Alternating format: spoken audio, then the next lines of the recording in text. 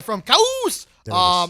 Best locker room prank Pat has seen in his NFL career. Somebody's car got shipped to Montana. That's the best. That is the absolute best. This person, it was a younger player. They were parking in a football facility is a big deal. Whether you know it or not, there are reserved spots for people. And if it's the player's parking lot and there's no other signs, you have to assume that the closer ones are probably for the OGs who, have to carry their bag of bones into the training room before they can do anything else. They're limping and crawling their way. So you would assume those spots up in the front are earned and not given. That's just natural common sense. There was this rookie who, it was like middle of the season, so he wasn't even on a team at the beginning of the year. We picked him up to play special teams. He showed up. He had a coupe that had there's another coupe. He had a COUPE, I believe. He had a coupe that showed up, and it had 24s on it or whatever. And he show parked that son of a bitch, like sideways on 2 spots, okay? Sideways on 2 spots, like almost threw his keys to like an equipment manager and walked in.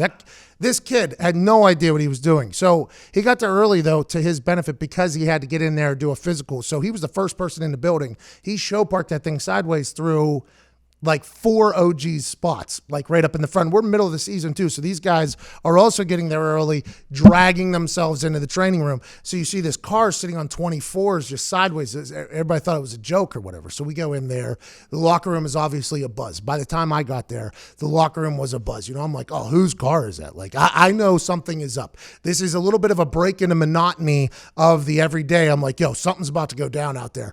And I was like, whose car is that? And some guy in the corner was like, yo, that's me or whatever. I was like, good for you, man. I'm like, hey, I'm Pat, by the way. You're probably going to be playing special teams. I appreciate what you're going to do on the field this weekend and what you did in that fucking parking lot just a couple hours ago. He goes, oh, thanks, dog. I didn't know where else to put it or whatever. I was like, there's probably some other places, but you got to do what you got to do.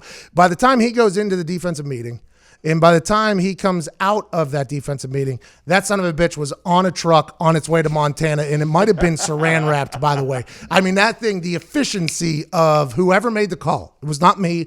I did not have a spot, so I was just excited to watch. The efficiency of whoever took that call or took that car, made the call to the hauler, put that son of a bitch on there and shipped it to Montana. That kid was cut before I know how that car got back.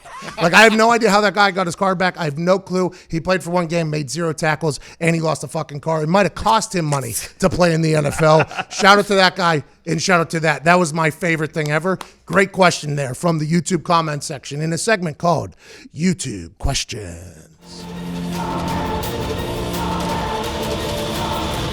YouTube Questions.